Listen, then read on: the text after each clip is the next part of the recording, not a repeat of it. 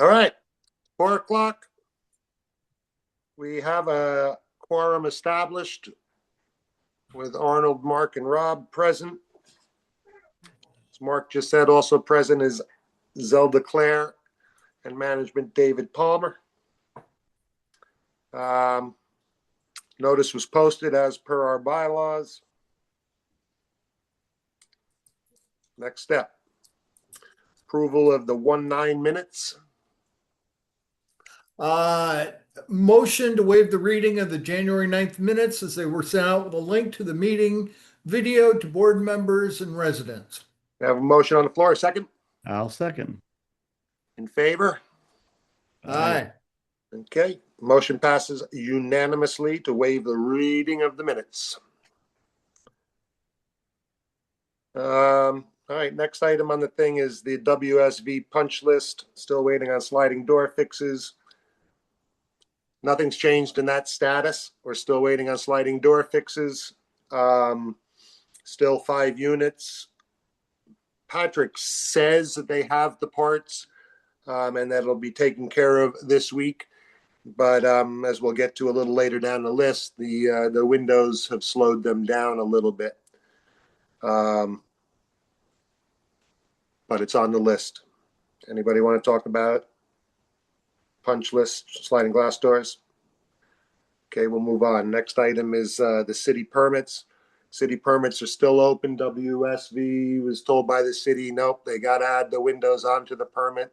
They won't close them out until everything's done. So we continue to hold the 10% until everything's done. Anybody want to talk about that? Okay, window progress. So they were hoping to do 3 windows a day.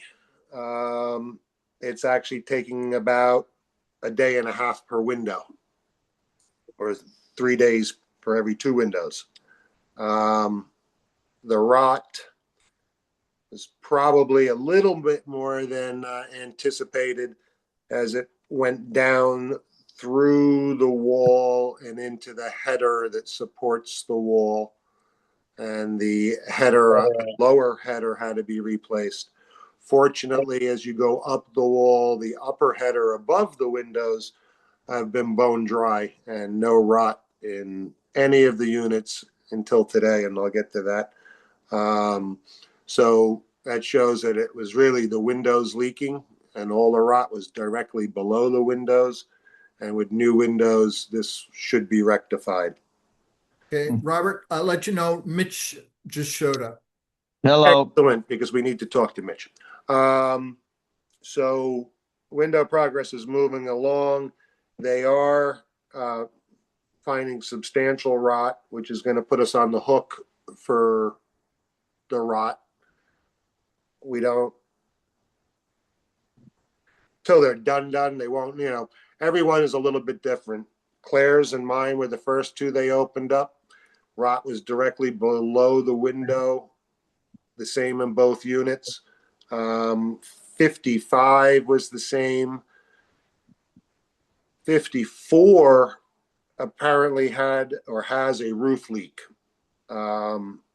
When they opened it, there was rot in the header, and it was wet above the window.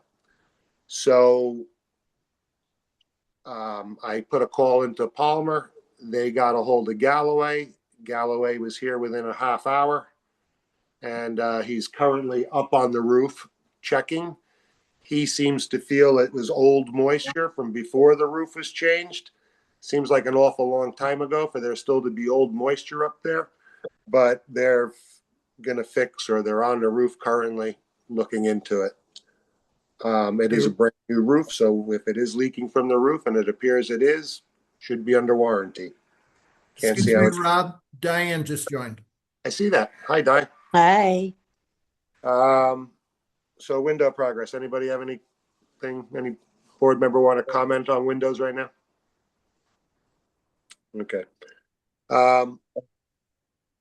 Is that what you're talking about? Is the ones they're doing right now today? Yeah. So Mitch, I don't know if they've put you in the loop or not, but at this point, your 2 units are going to be the only units without new windows. Everybody else has chosen to have their windows replaced and this rod addressed now while we're doing it. So the people that didn't sign up originally are signing up now, and it takes 6 weeks to get the windows. So if you are considering doing your windows also, you should get in touch with WSV as soon as possible to get your windows ordered along with the next group, so you're not waiting an additional 6 weeks. That's All right. I'm coming down on Monday, so I'm in Wisconsin right now, but they will still be here come Monday. That's yeah. Okay, good. Yeah. I will tell you this, Mitch. I got my own windows. I didn't wait, and it was $20,000. Yeah. The idea of $7,500 for a set of windows per unit, and then the HOA paying for the exterior is a deal.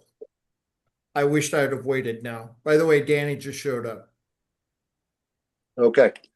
So, yeah, I mean, there's really no decision to be made there on that subject, but I did want to let Mitch know.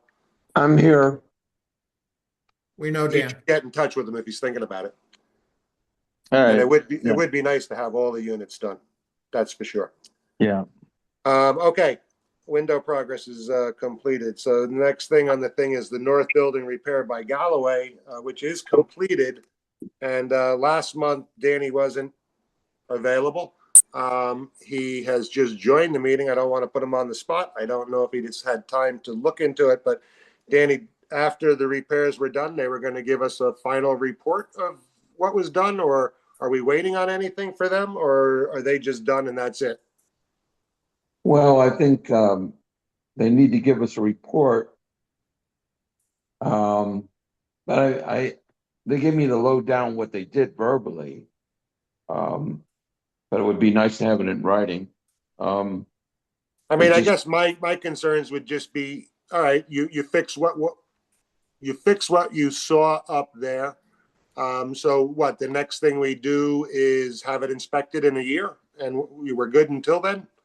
Yeah, they told me verbally, they basically, I talked to him about it, and he said that they fixed the any loose flashings on the roof and tightened everything up, and there weren't, basically went over the whole roof, and any of the flashings that needed resealed, I think along the edge and around pipe flashings and so forth. I mean, basically, we've already voted to approve paying the bill, and as far as I know, it's been paid. Yeah, so I think we're good for a year, and I think we should do especially on this one, since we really don't have any warranty whatsoever. We need to do a yearly inspection, and we need to do it, I would say, this year we ought to do it. I would try to do it right before the hurricane season, That would be my feeling, probably. That would be the best. Maybe June or July would be good again. I mean, it's a little soon, but still. I think they can do a free inspection, just come over here and look at it. Make sure everything's tight before the hurricane season starts again every year. Well, you are a roofing liaison, and I would ask you to, put it in one of your notebooks to maybe light the fire under us when it's time. Okay, I'll do that. Now, the other building, of course, it's under GAF. We have 0 issues. Right. So we don't need to do anything. All right. So the next item on the agenda, just in real brief talking, is the Unit 51 water leak, which WSV has agreed to pay any bills associated with said leak. With Mitch out of town right now, I don't want to send him in there to do anything. Mitch, I assume they still have to repair sheetrock? Yeah, the plumber, I mean, it's repaired with just a piece of rubber and a clamp, but So they gave me a name of a reasonable plumber that could come in and fix it. I just haven't called him. WSV should they have their own in-house plumber. And Okay. I mean, I would recommend letting them They could- do it. Then, They could come in anytime, doesn't matter all to right, us. if you give them permission to go in anytime, I'll They let can them go know. in at any time. Yep. I will let them know to take a look at that while Yeah. they're here on site and make any necessary repairs. But I don't see any reason why you should have to call a plumber when they were our plumber. Yeah, and it's probably a half-hour repair, it's not too All right. hard. But they I can will come have them anytime. take a look at it. I'll take a look at it with them as soon as we're off the call here. So 51 had a nail in too, just out of curiosity? No, I'm sorry. If it's not, isn't that your unit? 50. All right. So we just have the wrong unit number on it. Okay, no big. I thought it was both of them had a nail, which, No. Just you. yep, no problem. Okay. The next item up was insurance and whether or not we should change the deductibles, which is still open for discussion. But right at this point, our insurance agent says it would be ridiculous to try to change the deductibles on the existing policies. We should wait for renewal, which is understandable. And they renew within the next 6 weeks. At the time of the email transfer, he said, within the next 6 weeks, he's shopping us. He shops us every year to at least 3 different perspectives, whatevers. And at that time, he could give us a breakdown of what we could or may save by changing deductibles. I wouldn't mind if you could email me the deck page, and I could just talk to a couple people that I know too. Why Yep. not? I'll be happy to do it this week. I thought I might even do that because I'm looking at some other insurance too. That give them the deck page and say, here, give us a David, number. could you get whatever Mitch needs to? Yeah, if Look you at the wouldn't shop. mind, Mitch, just send me an email because I'm not in the office. I'm actually at home at the moment. That will Okay. forward it on to Mary Ann and she'll send it to you. Okay. Sounds good. If you have Mary Ann's email, then you can bypass me as the middleman. I think I do. Yeah. Yep, she's the one that can get you that, and it's basically she'd just send it back to you on Monday. Perfect. All right. Anybody else want to talk about insurance right now? Moving on to bylaw changes. In particularly limiting pet size. All right, who wants to talk about this? I always kind of like more, if it's over 50, you have to have some kind of certification from a vet or something like that. If it's a Rottweiler or some other kind of crazy dog. Because, there's labs that are 50 pounds, which who has a problem with that? Nobody. But I don't know how you get that classification in there. Maybe the management company has more insight on that. Yep. David? Any change, basically you have to come up and tell us with what you want to actually have in your declaration. Any restrictions regarding pets and their sizes and their breeds have to be specified, meaning these are allowed, these aren't allowed. So what that means is you actually have to have it's not a board vote, it's a membership vote, proxy vote, where process is we find out what you want. We have the attorney do the line item change to either adding a new section or modifying the existing section of your declaration of condominium to include that new language. They give it back to us. We pick a date for the meeting. It can be your regular monthly meeting. The next one, we mail it, email it to everybody so they can send their proxies back, yes, no, to approve the changes. And we need to get 66.6%. And you guys have 15 units, so 15 Yeah, 10 units, yeah. You got to get 10 people to vote in favor. Can you, David, can you send out like 4 recommendations or 3 from other condos this size, smaller condo units that are what they're doing with their pet policy? Or rental? Different.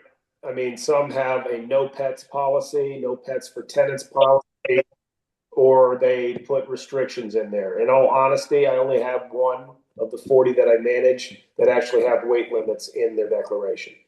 Okay, so weight generally doesn't the issue I in mean, most places. usually if you've got that issue is you can ban specific breeds.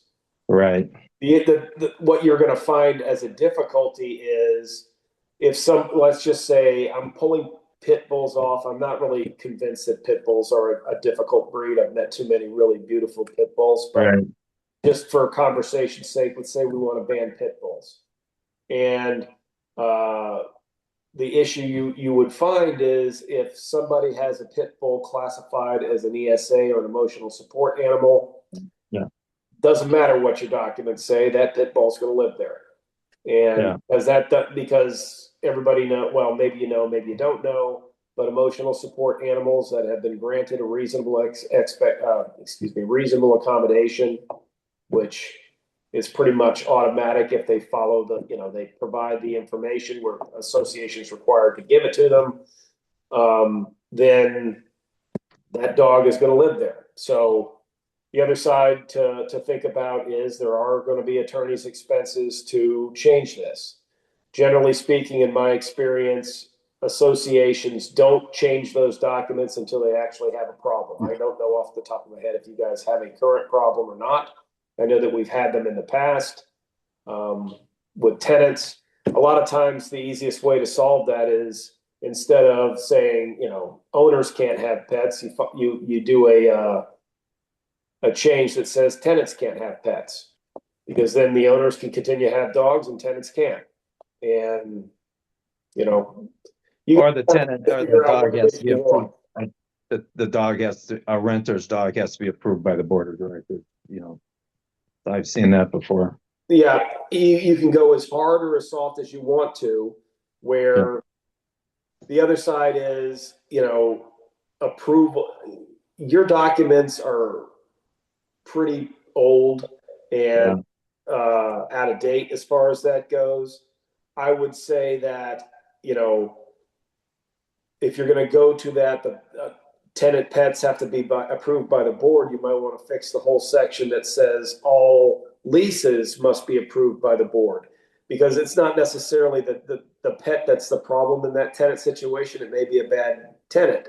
And I think I've told the rest of the board this in some point in the past, but the issue with board approval of tenants or new owners is not, yes, we can approve it. You have to have specific reasons for declination within your declaration to turn them down. So David, if we already have in our documents that the board has approval right. Problem with your like we're supposed to approve our leases.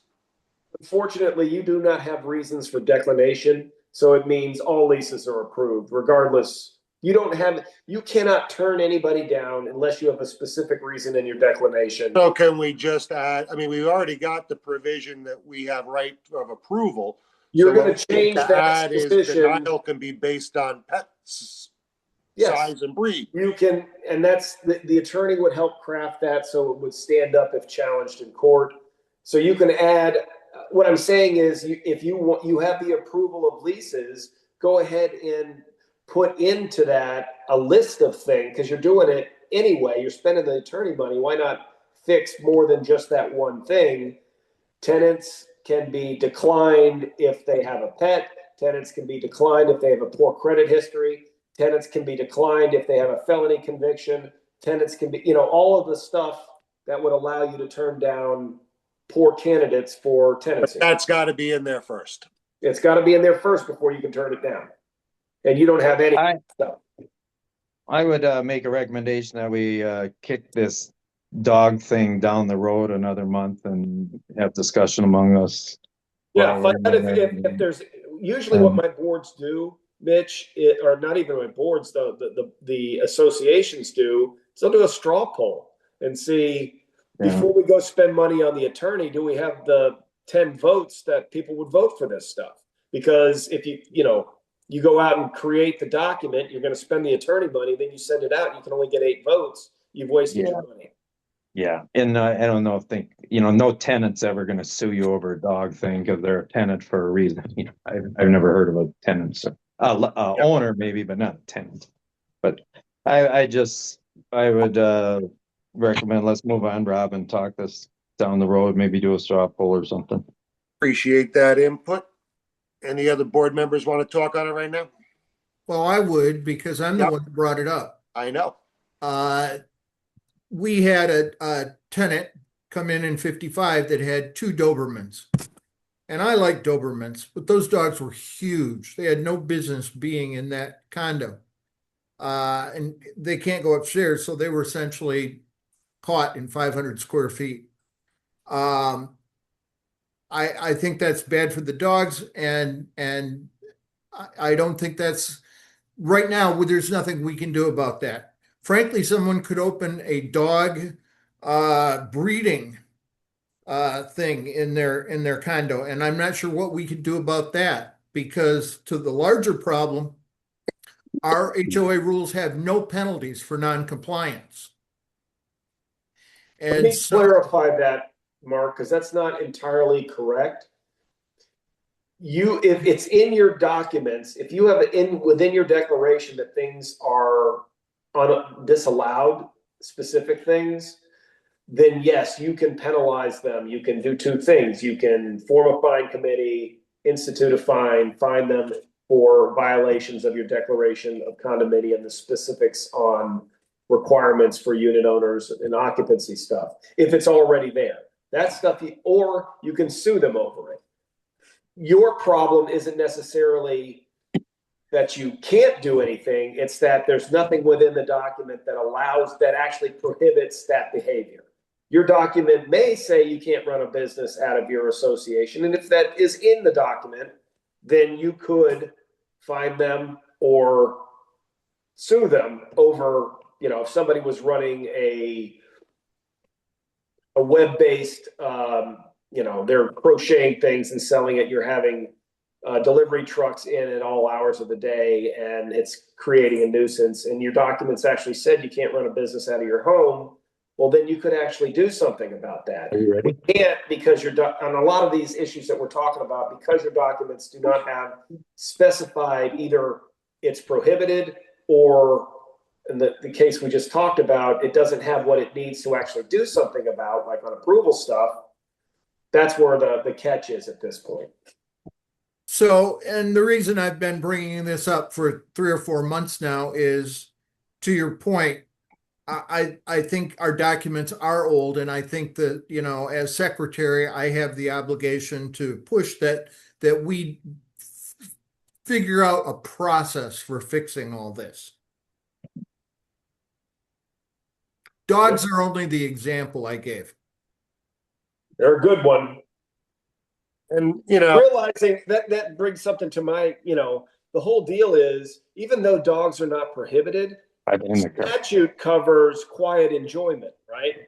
And county ordinance covers how, dogs must be leashed. You must pick up after your dog. So even though your documents do not specifically say the dog has to be on a leash and you have to pick up after your dog, we could still do something in that case. And to Mark's specific example about 2 Dobermans, if those 2 Dobermans are barking all day, statute also has the right of quiet enjoyment as a big part of Chapter 718, which means if those dogs are barking all day, the people next door have the right to silence during the daytime hour, or during, if the dog barks at a delivery person for 30 seconds, well, that's okay. Dogs are going to bark. But if the dog's barking for 5 hours in the middle of the night or some other time, they're unattended, well, they're interfering with your right of quiet enjoyment. That's statute, and we can do things about that. So you do have,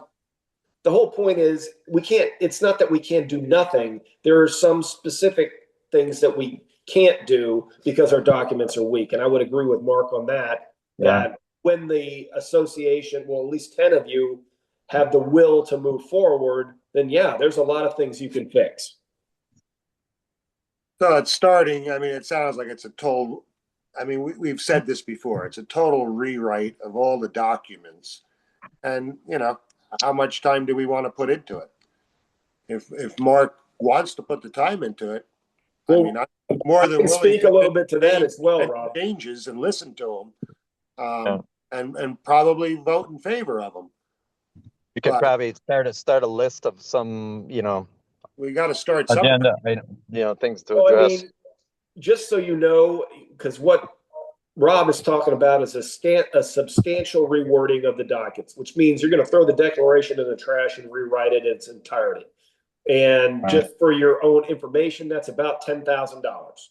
Okay. And we don't want to do a line item of fixing one or two things in the existing doc, basically putting lipstick on a pig.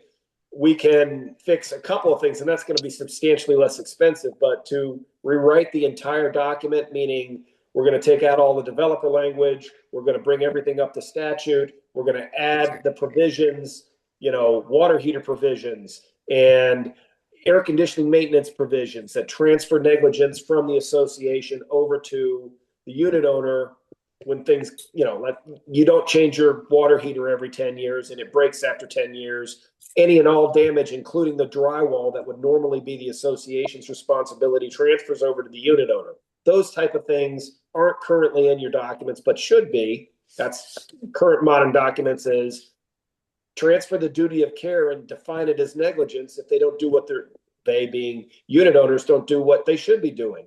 The air conditioning drain line, you need to have evidence that you've had it serviced, and that service includes making sure the drain line is completely clear once a year. That way, if it backs up and runs down the stairs and damages something that's the association's responsibility, that's negligent as well. Because, okay, well, you need to replace this drywall because the AC handler leaked all over and knocked the ceiling out or whatever it is.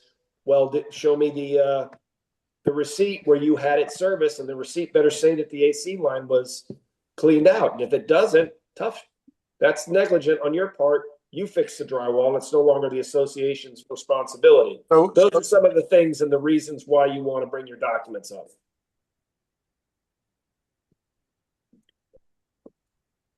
Okay. The other last thing that I would say on that is, when the will, meaning there's we've got $10,000 built in the budget, or we have those savings available, and we've kind of come to the conclusion, and it may be less, it may be more. I'm ballparking about, I had one done about 18 months ago, and that's about what it cost. It was $9,000 and change. Realize that most of that document's already created because your attorney does this over and over and over again, and most of the legal stuff and the substantial rewrite is already done.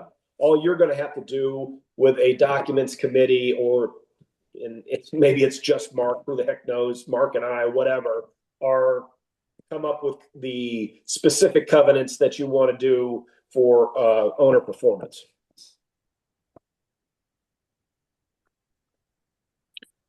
So at this point, what's your recommendation on how we attack this? We appoint Mark our czar and send him off.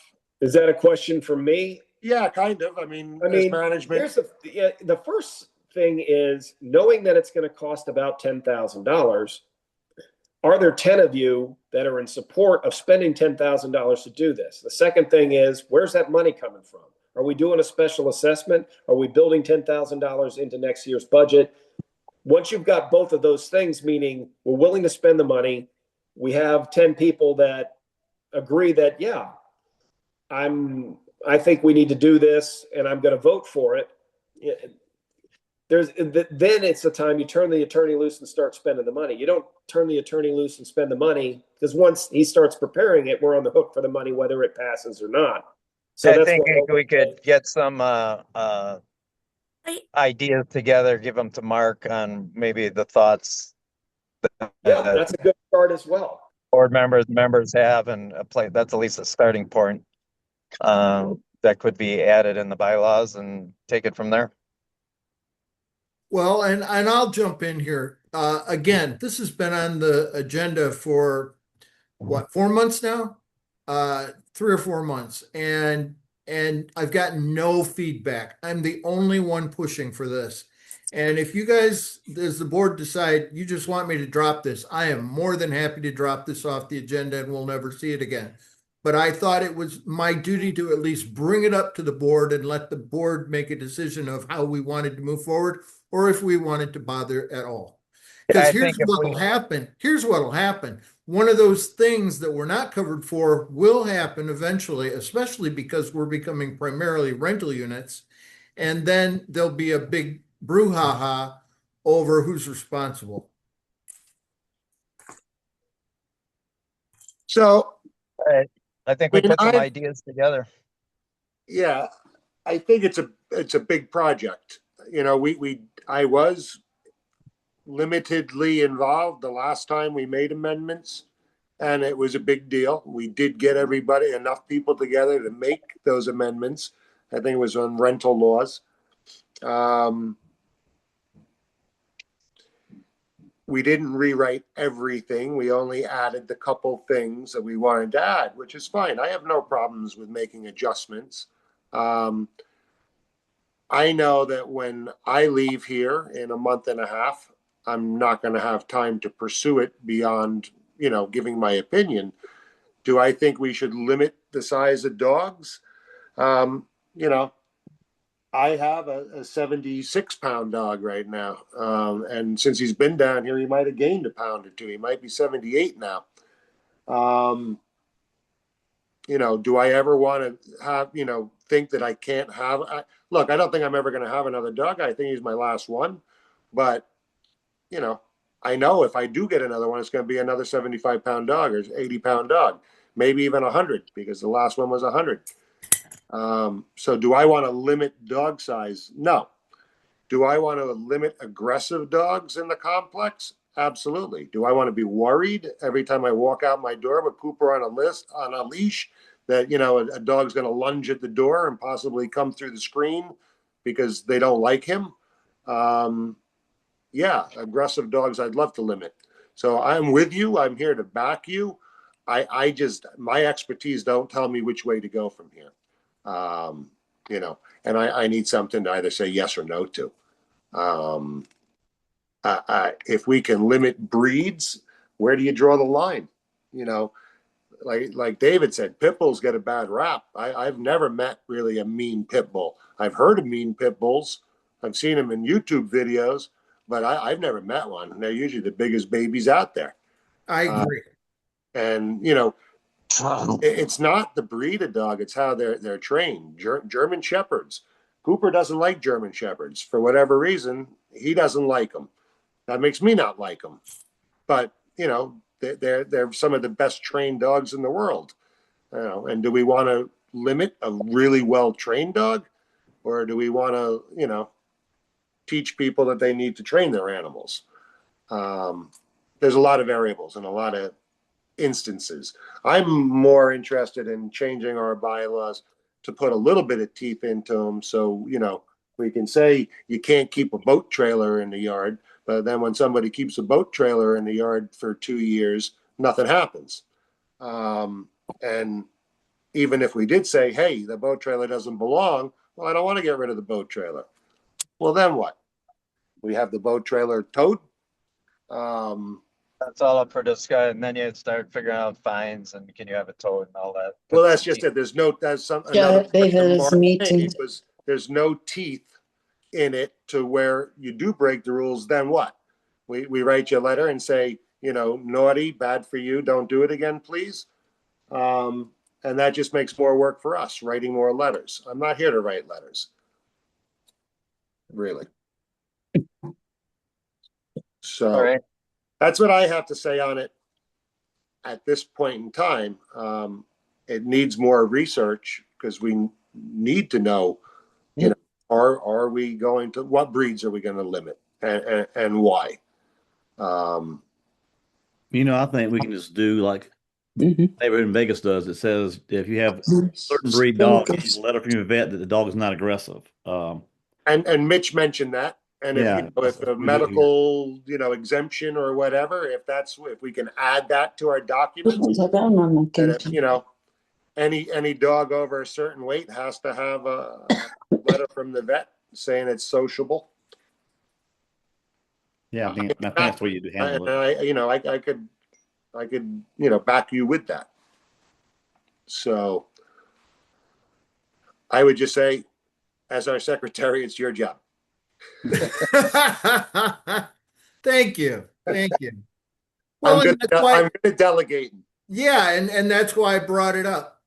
I mean, I am working slowly, laboriously, trying to take our original documents and just turn them into a Word file so I can read the dang things. Going through one page at a time. It takes about 20 minutes per page, and they're 75, 80 pages. So you Throw should it all into chat GTP and have them redo it. Sorry, I didn't hear that. Throw it into chat GTP and have them retype it all, and it's all done. I got it through Chat GPT the first time. That's how I have what I have. Ah, there you go. send it to him a second time. Maybe he'll figure it out. All All right. right, well, let's We're what's getting off next? subject. And it's getting closer to happy hour. Yep. And this is not on the agenda, but David, can you answer a question for me? I sent the board an email regarding how our reserves, are they a pooled reserves or line item reserve? Currently, straight line methodology. Okay. Talk to the board, please, about the difference and whether we should consider changing. All right, the difficulty, well, there's benefits and drawbacks and potential legislative action on pooled reserves, okay?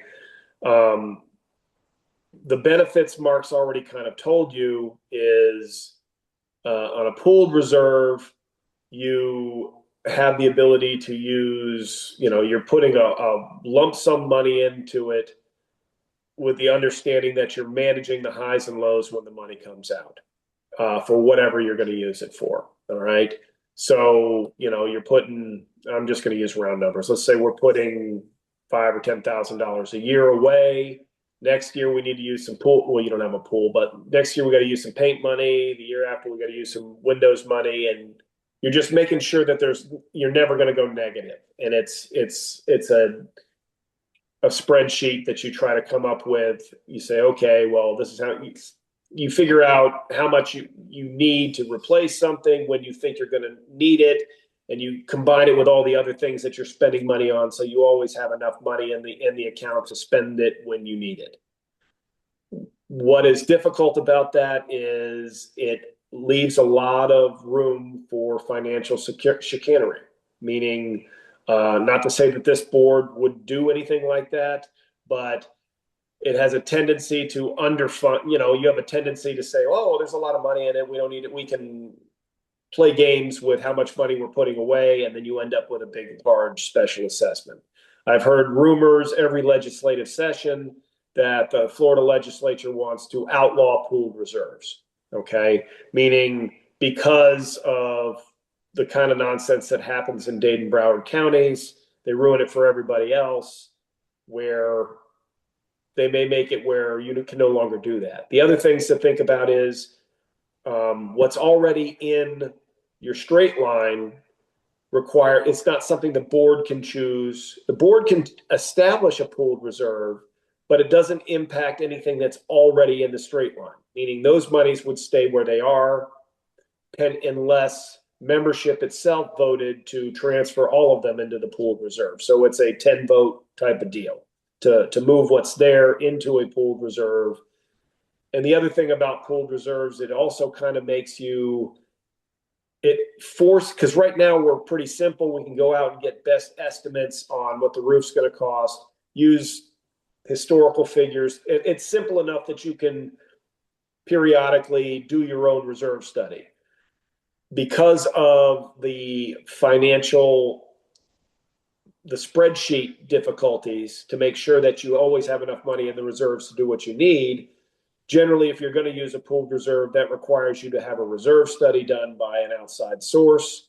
And those are not expensive, but you're talking about probably $2,000 to $3,000 every 10 years to have a reserve study done. So I don't really have an opinion one way or the other on those. You're a relatively small association, because the flexibility that is really, in my opinion, the only upside, you still already have that in the fact that if you don't have money, you could have a membership vote to use roof money to fix paint. You mean, okay, well, we don't have enough money. It's either we're going to special assess to fix the paint, or we're going to borrow from the roof reserve, or not borrow, but transfer from the roof reserve. And 10 of you could vote in favor of moving it from one to the other and solve that problem. So you get the same benefit without all of the potential for problems. Or, you know, we go through all the rigmarole to get us all set up on pooled reserves. In the next legislation session, they change the rules, pull the rug out from under us, and we're right back where we started from. Those are, in a nutshell, the issues. I think definitely, my opinion completely is that we should have pooled reserves with 15 units. I mean, we're a tiny condo association. The money is in the pool. We don't have like 5,000 or 3,000 units where we have to have so much for, you know, we can see the problems as they get addressed. Take the money out of that. That's my opinion. I don't know. Do other people in other owners? I don't put money away every month for my roof. I don't know. Do other board members do that, or? Well, I'm not mandated by the state to. The bottom line is I don't know 15 condos if we're mandated by the state to either. You are. What percent? Like, we're mandated to fund our reserves. You're mandated for fully funded reserves, and that's what. Yeah, I mean, but I mean, how much? You know, it changes depending on how much reserves are going to increase. Right. I'm not saying we don't have reserves. I'm just saying that in a smaller condo association, having a huge reserve, that's not where. In my experience on this board, we've never had enough money to do any of the projects when it comes time. Until recently. Well, no, we didn't. I mean, reserve funding, we've never had enough set aside for roofs to do a roof when the time came. Our roofs we've gotten because of insurance claims. So, I mean, in my experience, we've never put enough money away to put a new roof on when we needed it. The parking lot, if we had pooled reserves, I guarantee you the parking lot never would have gotten done. The reason the parking lot got done is we had money allocated for the parking lot. The parking lot needed being done because the people that have lived here for 40 years putting up with the potholes in it deserved a new parking lot. Some people felt when it got done, why did we do the parking lot? Well, we did the I would just point out the reserves were there to do. About a lot of money here. You guys are putting away exactly $96.50 a month towards reserves, which funds both the roofs, the pavement, the building paint, and the laundry equipment. That's all you're putting away for. Yeah, that's not a lot. That is, I mean, right now we're not talking about huge amounts of money. If we pulled it, we would have to amortize those lines anyway, as well as other lines that you want to spend the money on. And you're just going to increase the amount that you're putting away instead of decreasing the amount. All right, but let's keep in mind though that you're associations that don't use straight line methodology. And the other risk that I didn't really put a lot on is anybody can look at a straight line methodology and figure out the math. You know, it's a one-page spreadsheet. You know, it looks like this. You get it every year. It's very, very clear of what we're doing, what our assumptions are.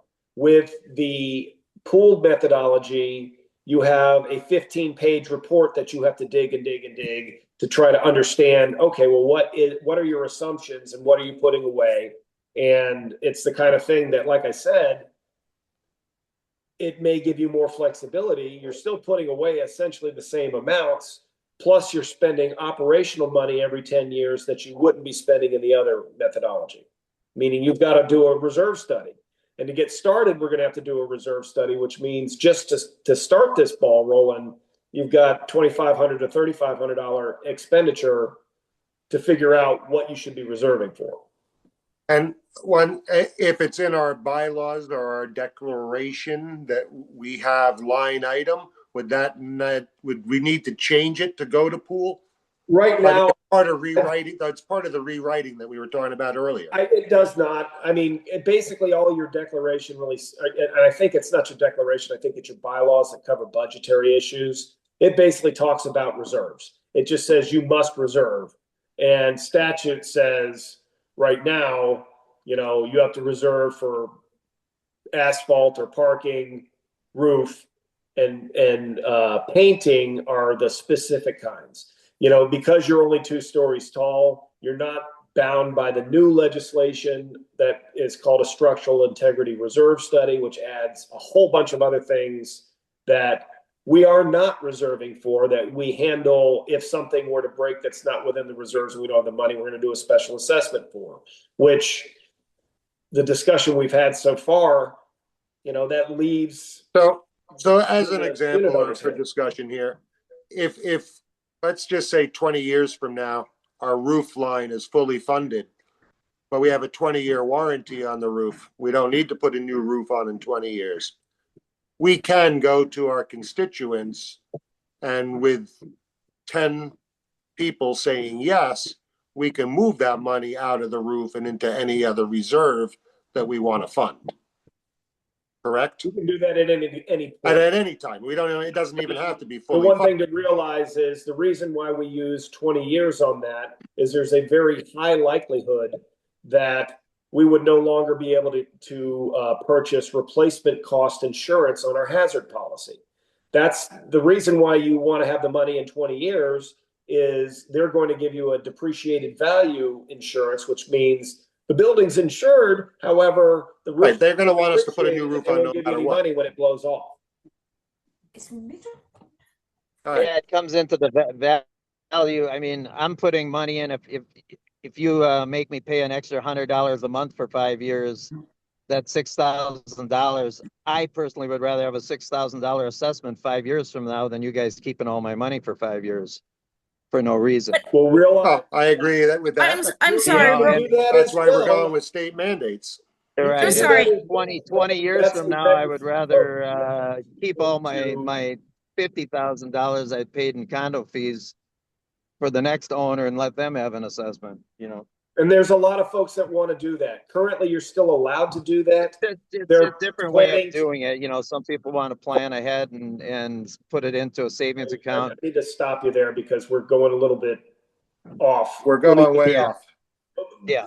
Basically, there's a potentiality that legislature is going to prohibit this in the near future, but membership can vote to waive reserves every year, meaning you have to have, I think it's 66% of membership vote to waive reserves for that whole special assessment. The difficulty when you have that is when it comes time, you know, you may have the financial wherewithal to pay for a $6,000 special assessment 6 years from now, but we may have members in there who vote say, yeah, I'd love to save the money.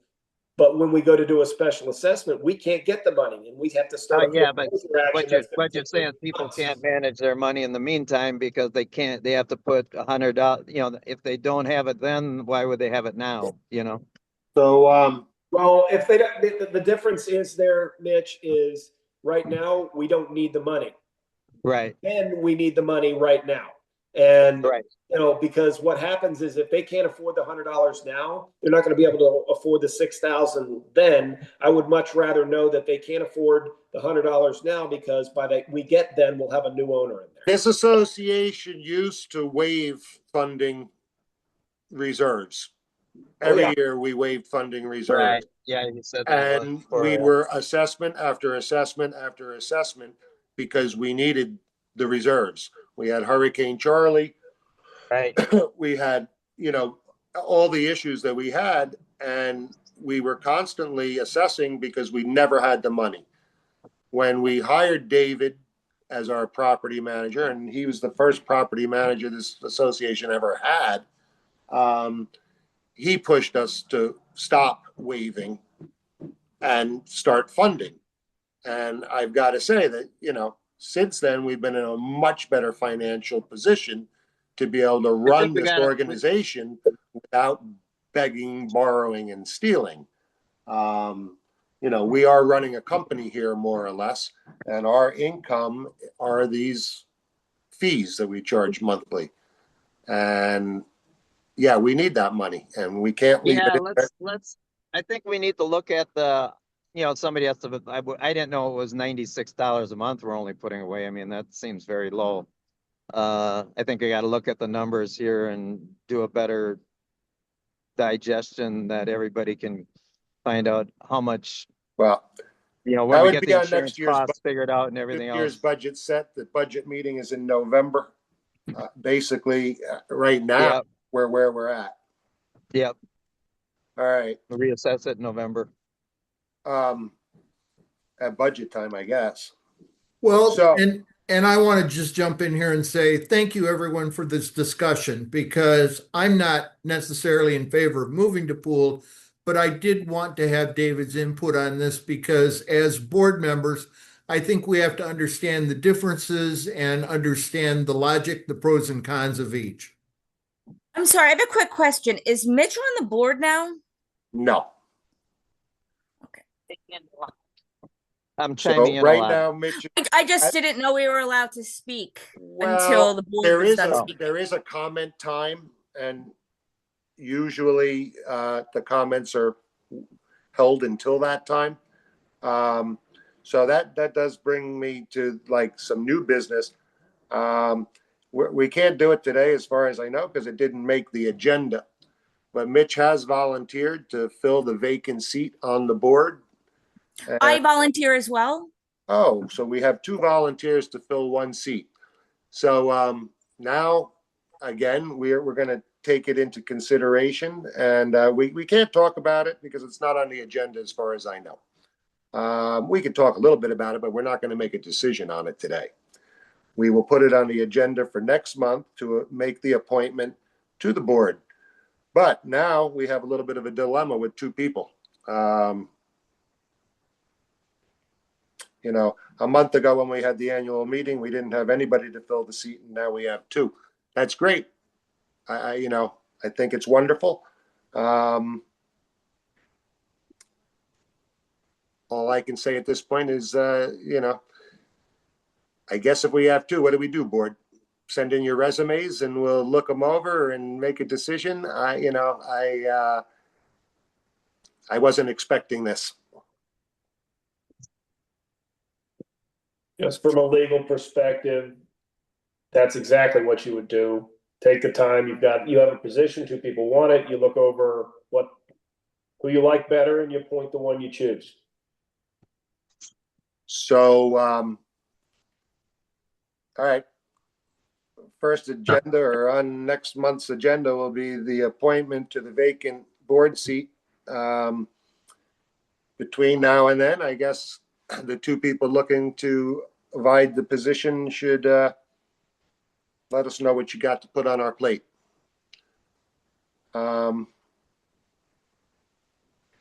So one thing I learned in my condo board meeting or training seminar or whatever is that we're really not supposed to discuss things at these board meetings that aren't on the agenda. And we're really not supposed to talk about new business because new business wasn't on the agenda. New business should make the agenda for next month's meeting. Mainly because if we start talking about this, other people might want to talk about it. Other people might want to talk about this appointment, and they haven't had the opportunity to know it was going to be on our agenda. So that's why we're not going to appoint today. We're not going to discuss it any further. We have to put it on an agenda for future. So if other people want to be heard on the subject, they can be. So I guess in an effort to put things on the agenda, I would say, is there any other new business that you'd like to put before the board for the next meeting? Anybody out there?